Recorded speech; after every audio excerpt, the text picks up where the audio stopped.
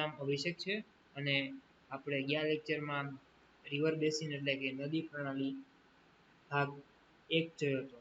હવે આપણે નદી પ્રણાલી ભાગ 2 જોશું. ઓકે, સો હવે આપણે અહીંયા ચાલુ થઈ જાય. જો આપણે પાછલા લેક્ચરમાં અહીંયા સુધી કર્યું હતું, મુખ્ય ભાગના નદીના પ્રવાહો અને આ નદીનો સ્ત્રોત છે કે પછી ઉપરવાસ છે કે પછી મધ્ય ભાગ છે, એવું બધું કર્યું હતું. ઓકે, એટલે જાત જાતની નદીની રચનાઓ અથવા કે નદીની પ્રણાલીઓના જાત જાતના ભાગ જોયા હતા. ઓકે, હવે મેં તમને કીધું હતું કે આપણા ભારતમાં બે પ્રકારની નદીની પ્રણાલી જોવા મળે છે. ઓકે, સો હવે આપણે એમાં જોશું કે કઈ બે પ્રકારની. સૌથી પહેલા તો હિમાલય નદીઓ અને બીજી છે વિકલ્પીય નદીઓ. તો આજના લેક્ચરમાં આપણે હિમાલય નદીઓ ભણવાના છીએ. ઓકે, સો હિમાલયની નદીઓ આપણે ચાલુ કરી છીએ. જો હું છે ને આમાં આ કાળા માર્કરથી અંડરલાઈન કરીશ. ઓકે, તો તમારે શું, જે હું અંડરલાઈન કરું ને એ તમારે તમારી બુકમાં લખતું જવાનું. ઓકે, એટલે એમાં શું હોય છે કે MCQ આ માર્કર એટલે આ લાઈનમાંથી જ બને છે, પણ તમને ખબર નથી હોતી. પછી તમે આવો છો કે સર આમાં MCQ ક્યાંથી આવ્યો, અમને ખબર જ ન પડી. એટલે તમે શું કરશો કે જો આની PDF છે એ પણ હું એક લાસ્ટમાં આના પછી એક થર્ડ વિડીયો આવે છે એમાં પણ હું તમને પ્રોવાઈડ કરી દઈશ. પણ આ તમે છે ને થોડીક વિડીયો પોઝ કરીને કે વિડીયો થોભીને એકવાર લખી લે તો વધારે સારું, કેમ કે એ તમને લાસ્ટમાં રિવિઝન કરવા માટે આમ તમને ઇમ્પોર્ટન્ટ લાગશે. એટલે સો સ્ટાર્ટ કરીએ આપણે. સ્ટાર્ટિંગમાં શું લખ્યું છે કે સિંધુ ગંગા બ્રહ્મપુત્ર એ હિમાલયથી નીકળતી મુખ્ય નદીઓ છે. ચાલો એક આ સેન્ટેન્સ માર્ક કરી લો. શું છે? સિંધુ ગંગા તથા બ્રહ્મપુત્ર હિમાલયમાંથી નીકળી મુખ્ય નદીઓ છે. શું? મુખ્ય નદીઓ. ચાલો એક MCQ અહીંયા બની ગયો. તમને એમ કેવું એક પેપરમાં એક એવું આપી દેશે કે સિંધુ ગંગા અને અથવા દેશમાંથી દેશ બ્રહ્મપુત્ર કે દેશમાંથી મુખ્ય નદીઓ છે. તો તમારે શું આપવાનું? ક્યાંથી નીકળે છે? હિમાલયમાંથી. ઓકે, હું હજી એકવાર રિપીટ કરું છું કે સિંધુ ગંગા અને સિંધુ ગંગા અને બ્રહ્મપુત્ર ક્યાંથી નીકળે છે અને કેની મુખ્ય નદીઓ છે? તો તમારે એમાં આન્સર આવશે હિમાલય. શું કામ? કેમ કે હિમાલયથી જ નીકળે છે ને, હિમાલયથી જ ચાલુ થાય છે. ઓકે, સો તમારે આમાં આન્સર આવશે હિમાલય. એટલે એવી રીતે આ એક અંડરલાઈન કરી દેજો. હવે આપણે જોઈએ કે એ નદીઓમાં લાંબામાં લાંબી તેમજ અનેક શાખાઓ નદીઓ તમને મળે છે. ઓકે, અને કોઈ એક મોટી નદી છે તે તેની શાખા નદી એકબીજાને મળી છે સ્વરૂપ અને જળ પરિવહન પ્રણાલી કહેવામાં આવે છે. હવે એ તમને સિમ્પલ ભાષામાં સમજાવું. જો આ મેપ છે, હું તમને એક સિમ્પલ નદી કહું. જો આ એક નદી છે જે આ બાજુ ફ્લો થાય છે, એટલે કે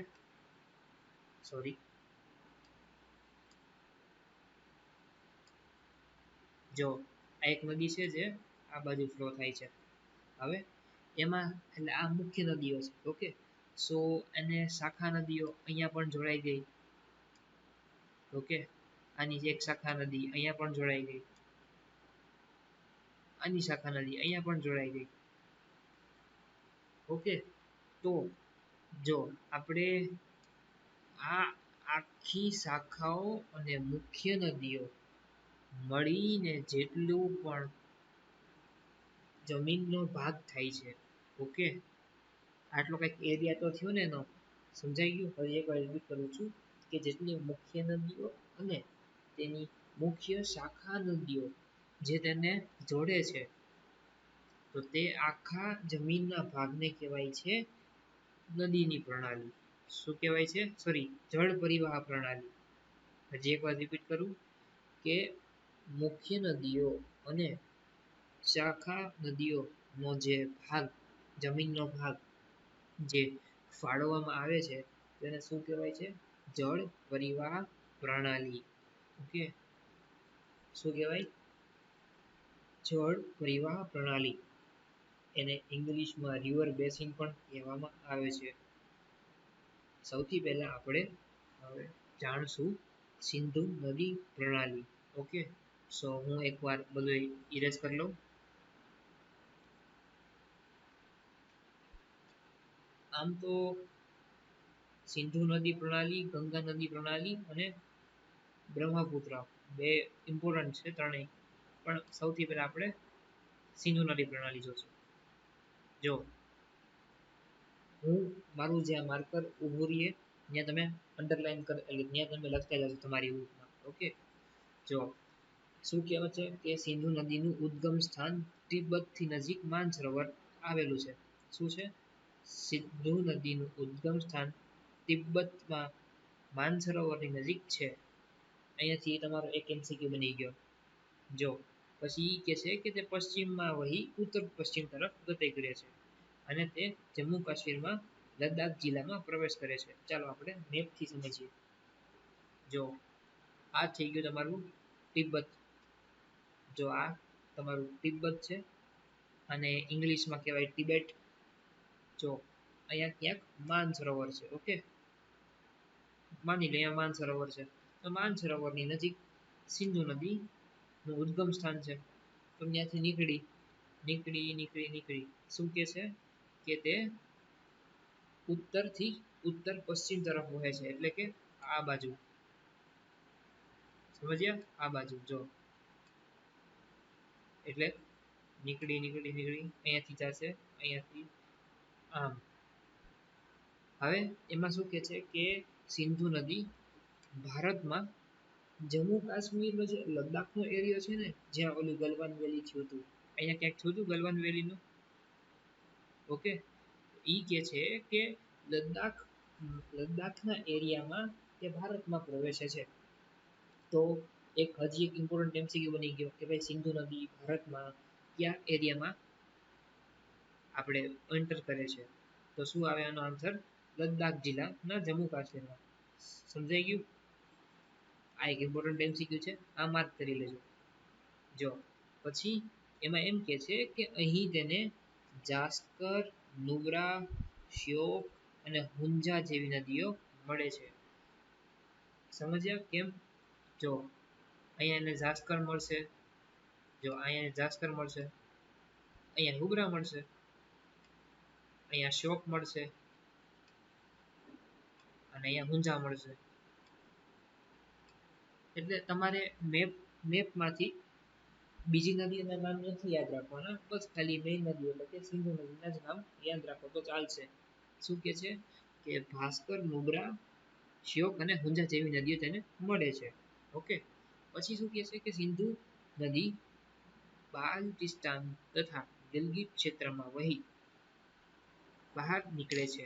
ઓકે, અને પછી તેને સતલુજ, બિયાસ, રાવી, આ છે રાવી, એટલે કે રાવી. ઓકે, જો આપણે હજી એકવાર રીડ કરી નાખી પછી આપણે મેપથી સમજશું. ઓકે, શું કહે છે કે જમ્મુ કાશ્મીરમાં તો બહુ મોટા મોટા પહાડ હોય, તો ત્યાંથી બાલુચિસ્તાન અથવા કે ગિલગિટ એરિયામાં જાય, એનાથી બહાર નીકળે પછી એ એકદમ પ્લેન એરિયામાં વહી જાય છે. પણ પછી તેને સતલુજ, રાવી, બિયાસ, ચેનાબ અને ઝેલમ જેવી નદીઓ મળે છે. જો આપણે મેપમાં સમજીએ. જો અહીંયા સુધી આપણે ભણી લીધું હતું. પછી અહીંયા તો બધા માઉન્ટેનના રેન્જીસ ચાલુ થઈ જાય ને. જો એક મિનિટ કલર બદલી દઉં.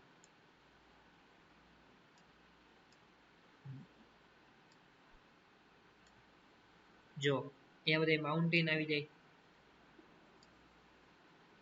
આ એક માઉન્ટેન, આ બીજો માઉન્ટેન. તો હવે એમ કે છે કે ગિલગિટ બાલ્ટિસ્તાન અહીંયા ક્યાં કયું? ગિલગિટ બાલ્ટિસ્તાન. ઓકે, ગિલગિટ બાલ્ટિસ્તાનથી બહાર જાય ત્યારે તે એકદમ પ્લેન એરિયામાં પ્રવેશ કરે છે. હવે તમને એક સિમ્પલ જણાવી દઉં કે આ એરિયામાં ગિલગિટ બાલ્ટિસ્તાન છે. જો આ એરિયામાં ગિલગિટ બાલ્ટિસ્તાન છે, પણ હવે અહીંયાથી અહીંયા આમ જાય એટલે એને પાકિસ્તાન આવી જાય છે. ઓકે, તો તે ક્યાં ક્યાં એરિયા કવર કરે છે? તિબેટ, ભારત, ગિલગિટ એટલે કે બાલુચિસ્તાન અને પાકિસ્તાન. ઓકે, સો હવે શું કહેવાનું છે કે જે સિંધુ નદી છે, જે આપણી આ સિંધુ નદી આમ કરીને આમ જાતી હતી આમ કરીને પાછી નીચે આવતી હતી. ઓકે, એને શું કહે છે કે એને સિંધુ એટલે જે સિંધુ નદી હતી તેને ઝેલમ, રવિ, ચેનાબ, સતલુજ અને બિયાસ એટલે કે ઝેલમ, ચેનાબ, રવિ, બિયાસ, સતલુજ અને રાવી ઈ એને મળે છે. ક્યાં મળે છે? તો કે એક એરિયામાં. જો અહીંયાથી આવી ઝેલમ, એની બાજુમાંથી નીકળી ચેનાબ, એની બાજુમાંથી નીકળી રાવી.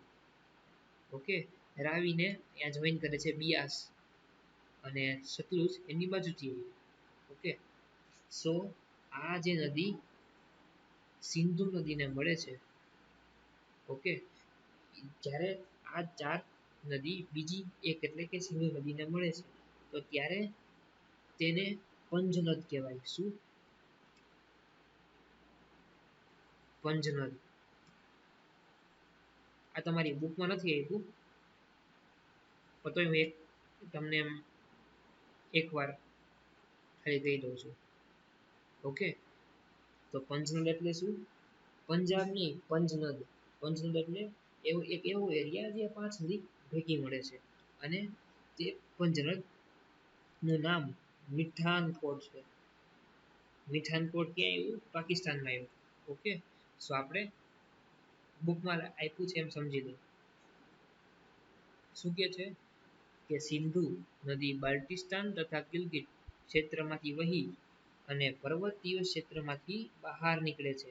તો આ તમે બુકમાં લખી નાખજો. પછી શું છે તો કે ત્યાં તે પાકિસ્તાનમાં જાય ત્યારે તેને સતલુજ, રવિ, બિયાસ, ચેનાબ અને ઝેલમ થઈ ગઈ 5 નદી. 5 નદી એકને મળે છે એટલે એને પંજનદ કહેવાય. ઓકે, જ્યારે 5 નદી ભેગી થઈ ત્યારે તેને પંજનદ કહેવાય. તો પંજનદ જ્યારે સિંધુ નદીને મળે છે ત્યારે તે બિંદુ છે તેને મીઠાનકોટનું નામ આપવામાં આવ્યું છે. અને મીઠાનકોટ ક્યાં છે? પાકિસ્તાનમાં. આ વાંચી લ્યો. શું છે કે તેને મળતી શાખા નદીઓ છે. ઓકે, અને ઈ 5 નદીઓ પાકિસ્તાનના મીઠાનકોટ એટલે કે પાકિસ્તાનના મીઠાનકોટમાં સિંધુ નદીને મળે છે. ઓકે, સો હવે શું કહે છે કે તે સાઉથમાં જાય છે અને પછી અરબ સાગરને મળે છે. અને હજી એક આમાં યાદ રાખવા જેવી વસ્તુ છે કે આ નદી મેદાની પ્રદેશમાં મંદ પ્રવાહે વહે છે. શું છે? આ નદી મેદાની પ્રદેશમાં મંદ પ્રવાહ એટલે કે ધીમો પ્રવાહ વહે છે. અને આ નદી બેસિનનો ત્રીજો ભાગ ભારતના જમ્મુ કાશ્મીરમાં આવેલો છે. તો આ ઇમ્પોર્ટન્ટ શબ્દ થઈ ગયો. આ નદી બેસિનનો ત્રીજો ભાગ. નદી બેસિન એટલે કે જળ પરિવાર. જળ પરિવાર એટલે એરિયા જ્યાં મુખ્ય નદી અને શાખા નદીઓનો ભાગનો લેન્ડ એટલે કે લેન્ડનો ભાગ કવર થયો હોય. શું કહે છે કે ઈ નદીનો ત્રીજો ભાગ એટલે કે 1/3. મેચ ભણો છો ને એમાં આવે ને 1/3 1/3. એવી રીતે ઈ નદી છે તો નદીનો 1/3 ભાગ આવેલો છે જમ્મુ કાશ્મીરના પર્વતીય ક્ષેત્રમાં. ઓકે, સો આપણે અહીંયા હતા કે આ પંજનદ છે જ્યાં 5 નદી મળી. કઈ કઈ? તો કે ઝેલમ, રાવી, બિયાસ, ચેનાબ, સતલુજ. ઓકે, સો એ તે પંજનદ છે. પણ જ્યારે આ પંજનદ આ સિંધુ નદીને મળશે તો તેને મીઠાનકોટ કહેવામાં આવશે. પછી તે જો મીઠાનકોટથી તે દક્ષિણ તરફ વહે છે અને તે છેલ્લે અરબી સમુદ્રમાં મળી જશે. અહીંયા શું છે? અરબી સમુદ્ર છે. અહીંયા અરબી સમુદ્ર. જો હું આખું નથી લખતો તો કે ટાઈમ લાગશે. અરબી સમુદ્ર આખું અહીંયા છે ને. ઓકે, તો શું કહેવાય? આપણે શું યાદ રાખવાનું? તિબેટમાંથી આ નીકળે છે એનું ઉદ્ગમ સ્થાન માનસરોવરથી નજીક છે, એટલે આ પોઈન્ટ થયો. પછી વહે છે વહે છે વહે છે કઈ બાજુ? તો કે આ બાજુ, એટલે કે ઉત્તરથી ઉત્તર પશ્ચિમ. અને ભારતમાં કયા રાજ્યમાં એન્ટર કરે છે? તો કે જમ્મુ કાશ્મીર. અને જમ્મુ કાશ્મીરના કયા જિલ્લામાં? તો કે લદ્દાખ. પછી લદ્દાખમાંથી તે વહે છે વહે છે વહે છે ત્યાં અહીંયા આવે છે ગિલગિટ બાલ્ટિસ્તાન. ઓકે, તો ગિલગિટ બાલ્ટિસ્તાન શું કામ ઇમ્પોર્ટન્ટ છે? કે તે પ્રવાહ પછી તે પર્વતીય ક્ષેત્રમાંથી બહાર નીકળે છે. ચાલો આ પોઈન્ટ એ થઈ ગયો. પછી તમારે આવવાનું નીચે, એટલે કે પાકિસ્તાનમાં. તમે પાકિસ્તાનમાં આવ્યો ત્યાં તમારે યાદ રાખવાનું કે સિંધુ નદી સિવાય ઝેલમ, રવિ, બિયાસ, ચેનાબ અને સતલુજ, આ જે 5 નદી છે તે 5 નદી એકબીજાને આ એરિયામાં મળે છે. ઓકે, જે સિંધુ નદીને ભૂલી જાઓ, જે 5 નદી છે તે એકબીજાને આ એરિયામાં મળે છે. તો આ એરિયાને કહેવાય પંજનદ. અને જો આ નદી, જો આ 5 નદી છે, 1 2 3 4 અને 5, કઈ કઈ છે? આ સિંધુ, સોરી આ રવિ, આ બિયાસ, આ ચેનાબ, આ સતલુજ અને આ ઝેલમ. ઓકે, તો એ જે નદી ભેગી થઈ ત્યારે એક જ પ્રવાહ બને છે. અને અહીંયાથી તો આપણી સિંધુ નદી આવતી જ હતી. તો આ સિંધુ આ જે પ્રવાહ અહીંયા ભેગો થાય છે, તો આ પોઈન્ટને મિથાનકોટ કહેવામાં આવે છે. અને મિથાનકોટ ક્યાં છે? પાકિસ્તાનમાં. પછી શું યાદ રાખવાનું? કે પાકિસ્તાનથી તે દક્ષિણ તરફ વહે છે, અને દક્ષિણ તરફ વહીને છેલ્લે ક્યાં મળે છે? તો કે અરબી સમુદ્રમાં. ઓકે, તો અહીંયા આપણી થાય છે સિંધુ નદી પ્રણાલી પૂરી. ઓકે, હવે અહીંયા થોડુંક ઇમ્પોર્ટન્ટ વસ્તુ છે. જો આ સ્ટાર માર્ક કરી લેજો, આ તમારે લખવાના છે. જેટલા પોઈન્ટ આપ્યા છે એટલા બધા લખવાના છે. ઓકે, શું કહે છે? તો કે સિંધુ નદીની લંબાઈ 2900 કિલોમીટર જેટલી છે. આ તમને પૂછી શકે છે. પછી શું કહે છે? કે આપણે એક કરાર કરવામાં આવ્યો હતો, તેની સાથે? પાકિસ્તાન સાથે. બસ આટલું જ યાદ રાખવાનું છે. પણ કઈ નદીમાં? તો કે સિંધુ નદીમાં. ઓકે, તો તે કરાર અનુસાર ભારત ખાલી 20% જળનો ઉપયોગ કરી શકે છે. શું? આપણે 1960 એટલે કે 1960માં ભારત અને પાકિસ્તાન વચ્ચે સિંધુ નદી માટે કરાર કરવામાં આવ્યો હતો. અને તે જ જથ્થામાંથી આપણે ખાલી 20% જ પાણીનો ઉપયોગ કરી શકીશું. હવે શું છે? તો કે સતલુજ, રાવિ, બિયાસ જળનો ઉપયોગથી પંજાબ, હરિયાણા અને રાજસ્થાનના ક્ષેત્રમાં સિંચાઈની શક્યતા બની છે. આ એક ઇમ્પોર્ટન્ટ પોઈન્ટ છે, આને માર્ક કરી લેજો. ઓકે, સો અહીંયા આપણી થાય છે સિંધુ નદી પ્રણાલી પૂરી. હવે આવી જાય આપણે ગંગામાં. ઓકે, આ બીજી નદીની પ્રણાલી છે. તો પેલા ટોટલ 3 છે: સિંધુ, ગંગા અને બ્રહ્મપુત્ર. ઓકે, સો હજી એકવાર કહું છું, જ્યાં હું અંડરલાઈન કરું એ પણ વસ્તુ તમે તમારી બુકમાં લખી લેજો. એમાંથી શું થાય? તમને યાદ રહેશે. ઓકે, સો ગંગા નદી પ્રણાલી. ગંગા નદી પ્રણાલી, જો સૌથી પહેલા એ શું કહે છે? કે હિમાલયની ગંગોત્રી હિમ નદીમાંથી નીકળે છે અને ભગીરથી અને અલકનંદા દેવપ્રયાગમાં પરસ્પર મળે છે. જો હું મેપ ક્લિયર કરી દઉં ત્યાં તમને દેખાડું.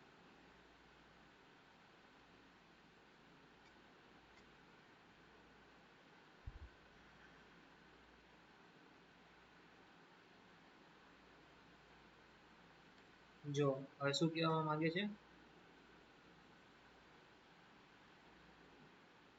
ભગીરથી અને અલકનંદા દેવપ્રયાગમાં મળે છે. ઓકે, સમજી લ્યો. આ તમારો ઉત્તરાખંડનો રાજ્ય છે. ઓકે, આ તમારો ઉત્તરાખંડનો રાજ્ય છે. એમાં અહીંયાથી કઈ નદી છે? તો કે આપણે હજી એકવાર જોઈ લેશું. ભગીરથી અને અલકનંદા ભૂલવાનું નહીં તમારે. શું? તો કે ઉત્તરાખંડમાંથી દેવપ્રયાગ, એટલે કે એક જગ્યા છે હિમગંગા ગ્લેશિયર. ઓકે, તો ગ્લેશિયરથી નીચે જાય છે અલકનંદા, અને દેવપ્રયાગમાંથી મળે છે બીજી નદી. ઓકે, સો સો આપણે આમાંથી એક વસ્તુ યાદ રાખવાની છે કે ગંગાનો જન્મ એટલે કે ઉદ્ગમ સ્થાન ઉત્તરાખંડ રાજ્યમાં આવેલું છે. કેવી રીતે? તો કે ભગીરથી અને અલકનંદા મળીને ગંગાને બનાવે છે. પછી શું યાદ રાખવાનું છે કે ભગીરથી અને અલકનંદા હિમનદી એટલે કે હિમાલયની નદીમાંથી બને છે. કઈ કઈ હિમનદી? તો કે ભગીરથી અને અલકનંદા. ભગીરથી ક્યાંથી આવે છે? ઉત્તરાખંડમાંથી. અને અલકનંદા ક્યાંથી આવે છે? તે પણ ઉત્તરાખંડથી આવે છે. ઓકે, અને એનો બેયનો મિક્સ આપણે શું કહેવાય એનો આપણે મેલ એટલે કે મિક્સચર ક્યાં થાય છે? તો કે દેવપ્રયાગમાં. આ ખાસ ઇમ્પોર્ટન્ટ પોઈન્ટ છે. ઓકે, પછી ગંગા પહાડો છોડી હરિદ્વારના મેદાનોમાં પ્રવેશે છે. શું કહે છે કે સૌથી પહેલા ઉત્તરાખંડમાં આવી. ઉત્તરાખંડમાં શું હતું? તો કે ભાગીરથી અને અલકનંદા બે ઉત્તરાખંડમાંથી બન્યા હતા. પછી જે જ્યારે મળે એટલે કે દેવપ્રયાગમાં મળે છે અને ગંગાને બનાવે છે. પછી શું કહે છે કે ગંગા પહાડો છોડે છે ક્યારે? તો કે હરિદ્વાર આગળ. સમજ્યા? હરિદ્વાર એક જગ્યા છે. જો પહાડો અહીંયા છે, પહાડો અહીંયા છે, હરિદ્વાર અહીંયા છે, ગંગા વહે છે, તો અહીંયા પહાડો છે. તો એમાં શું કહેવા માંગે છે કે ગંગા હરિદ્વારથી પહેલા પહાડો છોડીને ખુલ્લા મેદાન એટલે કે ડેલ્ટાઝમાં વહે છે. ઓકે, પછી આપણે આગળ વધશું. તો એમાં એમ કહેવાનું છે કે જો આપણે કેમ સિંધુમાં રવિ હતી, ચેનાબ હતી, ઝેલમ હતી, સતલુજ ને બિયાસ હતી, એ જે શાખા નદીઓ મળતી, એવી રીતે ગંગામાં પણ શાખા નદીઓ મળે છે. કઈ કઈ? તો કે યમુના, ઘાઘરા, ગંડક અને કોસી. આ એક તમારી બુકમાં લખી લેજો. ઓકે, હજી એક ઇમ્પોર્ટન્ટ છે તો કે એક યમુનોત્રી ગ્લેશિયર છે. ઓકે, તો એમાંથી યમુના નીકળે છે. યમુના ક્યાંથી નીકળે છે? યમુનોત્રી ગ્લેશિયરમાંથી.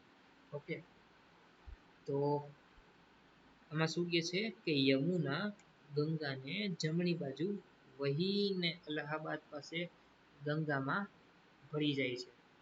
જો આ છે અલ્હાબાદ એટલે કે પ્રયાગરાજ. ગંગા આવે છે, એ આવી. તો આ શું કહે છે? સમજી લ્યો અહીંયા ક્યાંક યમુનોત્રી ગ્લેશિયર છે. યમુનોત્રી ગ્લેશિયરમાંથી યમુના નીકળી અહીંયા આવી. ઓકે, તો આનું નામ અલ્હાબાદ પડી ગયું. ઓકે, અલ્હાબાદ કયો સિટી છે? જ્યાં યમુના અને ગંગાનો મેલ થાય છે. પછી યમુના ગંગાને કઈ બાજુથી મળે છે? તો યાદ રાખજો, જમણી બાજુ વહીને. ઓકે, કેવી બાજુ? જમણી બાજુ વહીને. પછી આ યમુના પૂરી. હવે કઈ કઈ વસ્તુ રહી? ઘાઘરા, ગંડક ને કોસી. તો હવે આપણે આગળ વધી તો એમાં તમારી બુકમાં એમ આપેલું છે કે ઘાઘરા, ગંડક ને કોસી મૂળ નેપાળની છે અને નેપાળમાં જ વહે છે. ઓકે, સો આ એક હજી એક ઇમ્પોર્ટન્ટ પોઈન્ટ છે. પછી જો ઘાઘરા, ગંડક અને કોસી એક એવું જે ડેલ્ટા છે એ ક્રિએટ કરી દે છે કે જેને લીધે આપણે આસામ અને બિહાર છે ત્યાં બહુ વધારે વરસાદ આવે છે. કેમ કે નેપાળ તો ઉપર રહ્યો. સમજ્યા? જો આપણે અહીંયા છે બિહાર છે અને બિહારથી ઉપર નેપાળ છે. તો અહીંયા જે વરસાદ પડશે, વરસાદ તો નીચે અહીંયા જ આવશે ને, તો એટલે બિહારમાં જ આવશે. એવી રીતે. ઓકે, સો શું કહેવામાં આવ્યું છે કે ઘાઘરા, ગંડક અને કોસીથી ઘણી વાર બાઢ પણ આવે છે. કયા મેદાનોમાં? બિહાર અને વેસ્ટ બેંગાલ થઈ ગયું, પછી આસામના મેદાનોમાં. ઓકે, પછી આપણે શું પછી આમાં શું આપ્યું છે? જો મેં તમને કીધું હતું કે બે પ્રકારની નદીઓ છે, હિમાલય અને વિકલ્પીય. હવે આમાં એ પણ યાદ રાખવાનું છે કે જે યમુના છે, યમુના નદી જે યમુનોત્રી ગ્લેશિયરમાંથી નીકળી તેને ચંબલ અને બેતવા પણ મળે છે. ઓકે, શું થયું?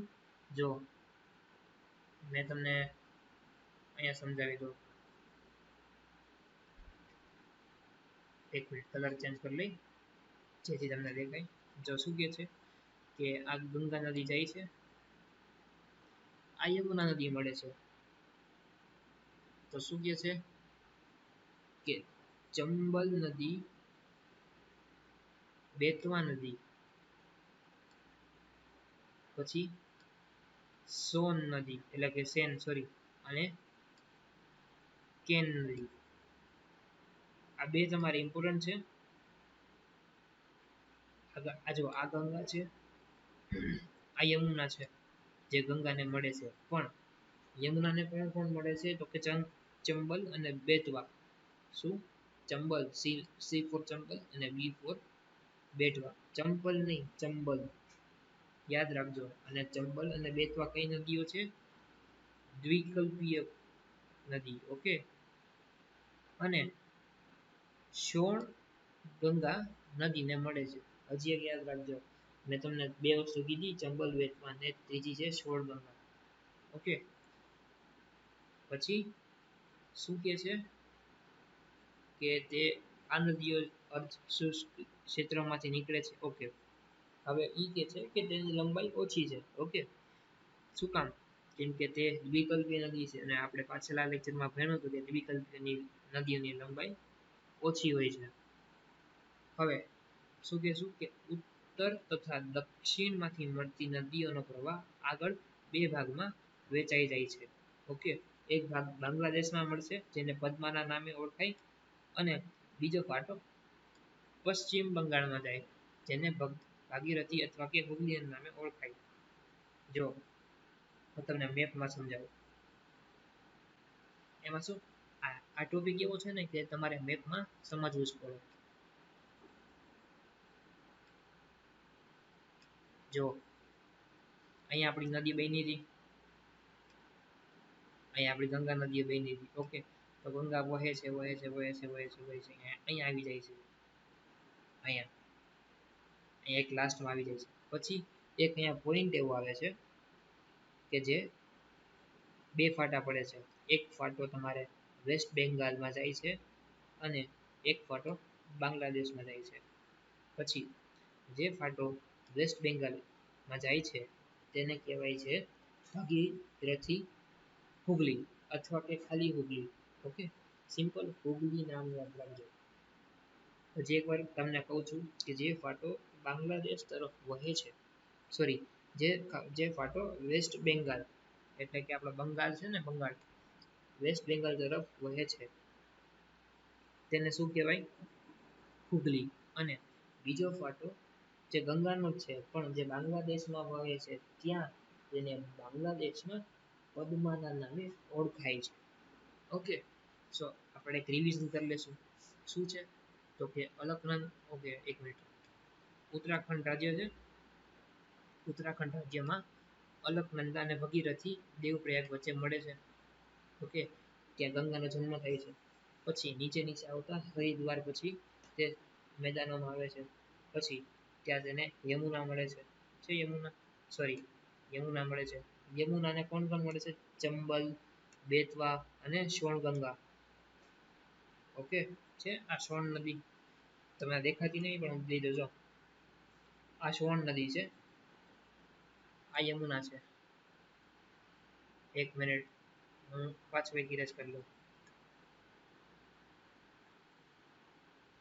જો આ યમુનોત્રી ગ્લેશિયર છે, પહેલા તો શું કરશે, એની ભેગે ભેગી જ વળશે, પછી અહીંયા આવીને મળી જશે. જો આ સોન નદી છે, અહીંયા બેતવા છે અને અહીંયા ચંબલ છે. યાદ શું રાખવાનું છે કે ચંબલ, બેતવા અને સોણ તે દ્વિકલ્પીય નદીઓ છે, તે હિમાલય નદીઓ નથી. એ પણ તમને પૂછવામાં આવશે. પછી ગંગાનો એક ફાટો પડે છે જેમાંથી એક ફાટો ભગીરથી અથવા તો ભગીરથી નામ યાદ ના રાખો તમે, સિમ્પલ નામ યાદ રાખો, હુગલી. ઓકે, શું કે છે તો કે એક એક એક ફાટો હુગલી નદીના નામે વેસ્ટ બેંગાલ તરફથી વહી અને છેલ્લે બે ઓફ બંગાળ એટલે કે બંગાળની ખાડીમાં વહે છે, અને બીજો પદ્માના નામે ઓળખવામાં આવે છે. ક્યાં? તો કે બાંગ્લાદેશમાં. ઓકે, તો આ હું એક ઇમ્પોર્ટન્ટ કરું છું. જો અહીંયાથી લઈને અહીંયા સુધી આ લખી નાખજો. ઓકે, પછી ચાલો પછી હા શું હતું તો કે જો ગંગાનો પ્રવાહ બાંગ્લાદેશમાં કેના નામે કે પદ્માના નામે. પછી બ્રહ્મપુત્ર પણ બાંગ્લાદેશમાં આવે છે. ત્યાં બેનો પ્રવાહ ભેગો થાય છે અને બેના પ્રવાહને ભેગો થાય ત્યારે તેમને કહેવાય છે મેઘના.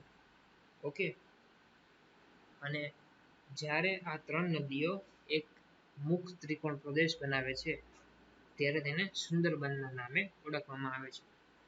ઓકે, શું છે? જો અહીંયાથી આવે છે તમારી બ્રહ્મપુત્ર નદી, આપણે આગળ ભણશું. ઓકે, બ્રહ્મપુત્ર નદી આવે છે, આ બ્રહ્મપુત્ર, અને અહીંયા પદ્મા. તો બ્રહ્મપુત્ર અને પદ્મા બે ભેગી થઈને મેઘના નદી બનાવે છે. અને જે આ ત્રણનો મુખ ત્રિકોણ પ્રદેશ બન્યો એટલે કે ડેલ્ટા, એ ડેલ્ટાનું નામ છે સુંદરવન. અને સુંદરવન તમારા ટાઈગર એટલે કે વાઘ માટે ફેમસ છે. ઓકે, હવે થોડાક ઇમ્પોર્ટન્ટ પોઈન્ટ્સ પણ વાંચી લઈએ. આ નથી ઇમ્પોર્ટન્ટ, આને ન કરતા, આને ન લખતા. પછી મેં કીધું ને તમને ભારતના સંદર્ભે સુંદરવન મુખ્ય પ્રદેશ એ મેંગ્રુવ જંગલો માટે જાણીતો છે. કેના માટે? તો કે વાઘ માટે અને મેંગ્રુવ જંગલો માટે. પછી ગંગા નદીની કુલ લંબાઈ 2500 કિલોમીટરથી વધુ છે. અંબાલા શહેર ગંગા અને સિંધુ નદી વચ્ચે જળ વિભાજકનું કામ કરે છે. આ એક ઇમ્પોર્ટન્ટ પોઈન્ટ યાદ રાખજો. એક્ઝામમાં જરૂર આવે કે કયું શહેર ગંગા અને સિંધુ નદી વચ્ચે જળ વિભાજકનું કામ કરે છે? તો કે અંબાલા. ઓકે, પણ આપણે આ પણ યાદ રાખવું પડે કે અંબાલાથી સુંદરવન સુધીની લંબાઈ લગભગ 1800 કિલોમીટર છે. કેટલી? 1800. બસ આટલું જ યાદ રાખવાનું છે, બીજું કાંઈ નહીં. ચાલો હવે આપણે આવી બ્રહ્મપુત્ર નદી. તો હું આ શું કરીશ, એકવાર આ જે લાઈન છે એ લાઈન સર બધું વાંચી જઈશ, પછી તમને છે ને મેપમાં દેખાડીશ. તો આપણે આજે અહીંયા સુધી કરશું. વિકલ્પી નદી આપણે બીજા લેક્ચરમાં કરશું. ઓકે, તો સૌથી પહેલા શું કહે છે કે બ્રહ્મપુત્ર નદી તિબેટમાં આવેલા માનસરોવરના પૂર્વ તથા સિંધુ અને સતલુજના મૂળની નજીક નીકળે છે. ઓકે, તેનો પ્રવાહ તેની વધુ પ્રવાહ લંબાઈ ભારતની બહાર છે. આ નદી હિમાલયની શ્રેણીની સમાંતર પૂર્વમાં જ વહે છે. નામચા બરવા પાસે અંગ્રેજી વળાંક લઈને ભારતના અરુણાચલ પ્રદેશમાં તે પ્રવેશે છે. તે દિહાંગના નામે ઓળખાય છે. પછી તે દિહાંગ કેન્યુલા લોહિત જેવી શાખાને મળીને આસામમાં જાય છે અને આસામમાં એનું નામ બ્રહ્મપુત્ર થાય છે. ચાલો હવે આમાં હું તમને ઇમ્પોર્ટન્ટ લાઈન કહી દઉં અને મેપ તરીકે સમજાવી દઉં. સૌથી પહેલા શું લખશું આપણે, તો કે બ્રહ્મપુત્ર નદી તિબેટમાં આવેલા માનસરોવરની નજીકથી નીકળે છે. એટલું લખશું. પછી શું કહે છે કે તેની પ્રવાહ ભારતની બહાર છે. અને જો આપણે મેપમાં થોડુંક સમજી લઈએ, ગંગાને ઇરેઝ કરી દઈએ આપણે.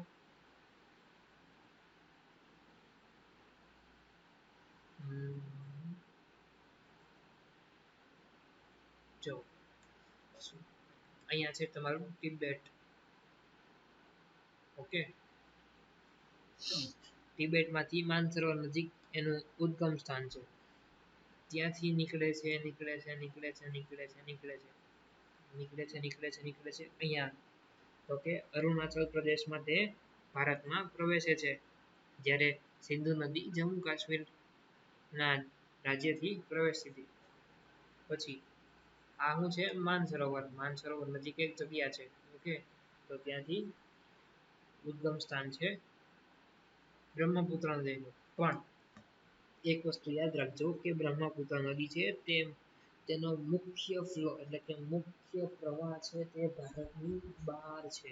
ઓકે, ભારતની અંદર ખાલી મુખ્ય કોનો છે? ગંગાનો. કેનો? ગંગાનો. શું યાદ રાખશું કે જે બ્રહ્મપુત્ર નદી છે તેનો પ્રવાહ એટલે કે મુખ્ય પ્રકારનો પ્રવાહ ભારતની બહાર છે. પછી હવે એમ કે છે કે જ્યારે તિબેટ થી બહાર નીકળે છે અને અરુણાચલ પ્રદેશમાં પ્રવેશ કરે છે તો તેની વચ્ચેનું જેટલું અંતર કાપે છે ત્યાં તે એરિયામાં તે નદીને સાંગપો નદી કહેવામાં આવે. શું? ટસાંગપો નહીં, સાંગપો. જો સોરી હું લખી દઉં તમને.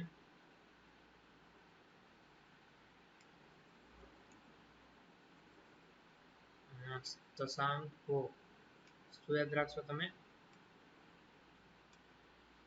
ટસાંગ પો. સમજ્યા? શું કહેવા માંગુ છું એ? તો કે તિબેટ અને અરુણાચલ પ્રદેશ વચ્ચે આ જેટલું પણ અંતર કાપે છે ત્યાં તેને કહેવામાં આવે છે સાંગપો નદી. પછી અંગ્રેજી શબ્દ યુ ની જેમ વળીને ભારતમાં પ્રવેશે છે. આ છે ને યુ, જો હું બીજા કલરથી લખું, જો અહીંયા આવે છે અને અહીંયાથી પાછી આમ રહે છે. તો થઈ ગયો યુ આવી રીતે. તો તમે થોડુંક આડા થઈને જુઓ તો આને હું શું આમ લખી શકું ને? તો થઈ ગયો. તો કે આમાં તમને એક્ઝામમાં પણ પૂછી શકે છે કે કઈ નદી અંગ્રેજી શબ્દ એટલે કે અંગ્રેજી લેટર યુ ને આકાર કરી ભારતમાં પ્રવેશે છે. કોણ? તો કે સાંગપો એટલે કે બ્રહ્મપુત્ર. પછી બ્રહ્મપુત્ર અરુણાચલ પ્રદેશમાં એન્ટર થાય છે ત્યારે તેનું નામ શું કહેવા માંગુ છું હું? જો જ્યારે નદી, કઈ નદી? તો કે સાંગપો નદી. બ્રહ્મપુત્રથી નામ નથી પડ્યું, હજી સાંગપો જ નામ છે. જ્યારે અરુણાચલ પ્રદેશમાં પ્રવેશે છે ત્યારે તેને દિહાંગના નામે ઓળખવામાં આવે છે. કેના નામે? દિહાંગના નામે. ઓકે, અને હજી એક ઇમ્પોર્ટન્ટ પોઈન્ટ યાદ રાખી લેજો. સાંગપો નદી ભારતમાં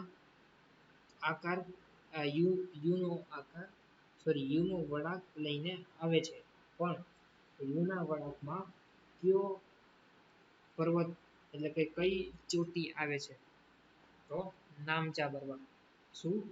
તો કે નામચા બરવા પાસેથી, એટલે કે જગ્યાનું નામ શું થઈ ગયું? નામચા બરવા. નામચા બરવા પાસેથી અંગ્રેજી યુગના આકારે વળાંક લઈ ભારતના અરુણાચલ પ્રદેશમાં પ્રવેશે છે. પછી અરુણાચલ પ્રદેશમાં સાંગપો નદીને દિહાંગ કહેવામાં આવે છે. પછી દિહાંગ નદીમાં પોતે દિહાંગ, લોહિત અને કેનુલા જેવી નદીઓ મળે છે. પછી તે આસામમાં જઈને બ્રહ્મપુત્ર બને છે. શું? તો કે અહીંયા ના એવો દિહાંગ, અહીંયાને મળશે દિબાંગ. જો આ શાખા નદી છે, દિહાંગ, દિબાંગ, લોહિત અને કેન્યુલા. થઈ 4 પ્રકારની નદી. પછી શું કે છે?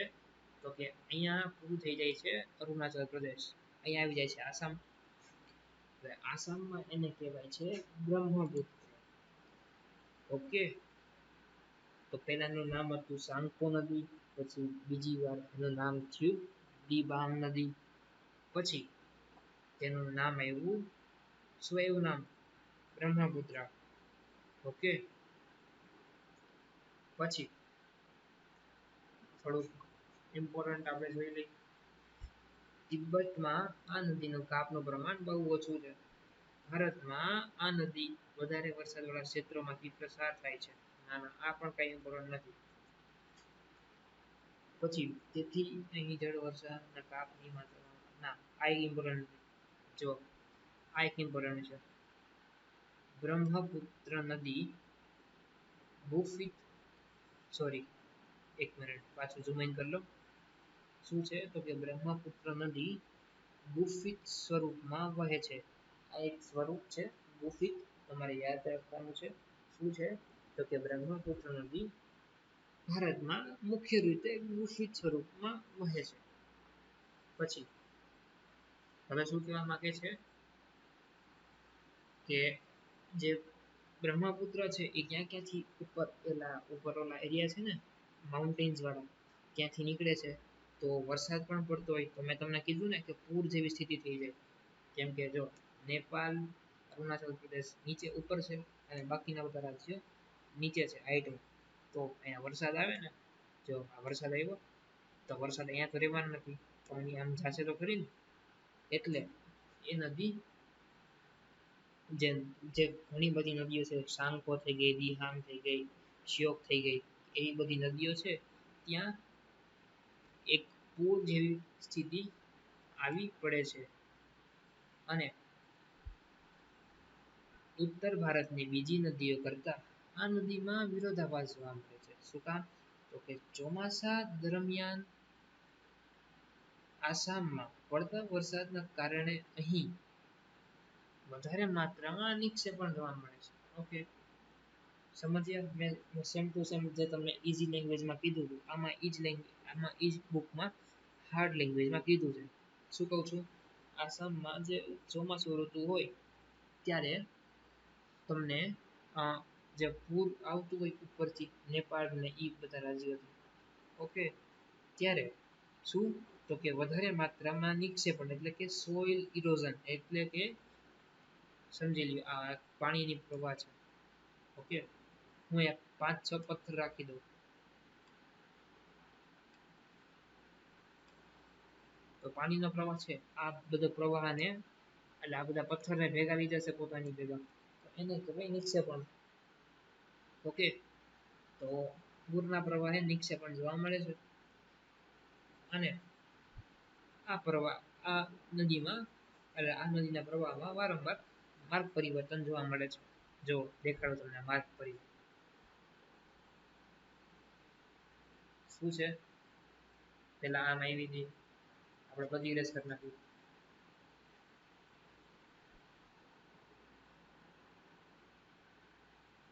જો શું હતું, તિબ્બત માંથી નીકળી હતી, આમ ગઈ પેલા નીચે, પાછી ઉપર ગઈ, પછી અહીંયા આવીને આમ, પછી પાછી વળી, પછી બાંગ્લાદેશમાં કરી ગઈ, પછી આમ આવી. હવે ઇમ્પોર્ટન્ટ શું યાદ રાખવાનું છે કે અહીંયા યુ શેપ ક્યારે આવે છે તો કે નામચા બરવા પીક ઉપર. શું છે એ જગ્યાનું નામ? નામચા બારવા. હું આખું નથી લખતો, આખો બુકમાં જોઈ લેજો. નામચા બારવા, નામ ચા બારવા. શું તો કે જે યુ આકારનો શેપ છે એનો પીક, એટલે કે જે યુ આકારનો શેપ છે તે ક્યાંથી વળા એટલે ભારતમાં જે નદી આવે છે, કઈ નદી? સાંખો નદી, એ યુ આકારનો શેપ લે છે. પણ યુ આકારનો શેપ લેતી વખતે ભારતમાં ક્યારે પ્રવેશે છે અને કઈ જગ્યાએ પ્રવેશે છે તો કે સાંખો નદી આસામ એટલે સોરી અરુણાચલ પ્રદેશમાં પ્રવેશે અને ક્યાંથી તો કે નામચા બરવા જગ્યાથી. ઓકે, હવે ઈ યાદ રાખશું. પછી અહીંયા એને કહેવાય દિબાંગ, આટલા એટલે સોરી આટલા એરિયામાં દિબાંગ કહેવાય. પછી એને કહેવાય બ્રહ્મપુત્ર. પછી બાંગ્લાદેશમાં વહી જાય, બાંગ્લાદેશમાં એનું નામ શું થઈ જાય? જમુના. એને યાદ રાખજો, બાંગ્લાદેશમાં એનું નામ છે જમુના. જ્યારે જમુના અને પદ્મા, પદ્મા ક્યાંથી આવી હતી? મેં ખબર છે યાદ છે, મેં તમને પહેલા કરાવ્યું હતું. ગંગા નદીનો એક ફાટો પડ્યો હતો ક્યાંથી અહીંયામાં આવી હતી તો જમુના અને પદ્માનું મિલન થાય છે ત્યારે તે નદીને મેઘના નદી કહેવામાં આવે છે ઓકે ચાલો સાવ રિવિઝન કરી નાખી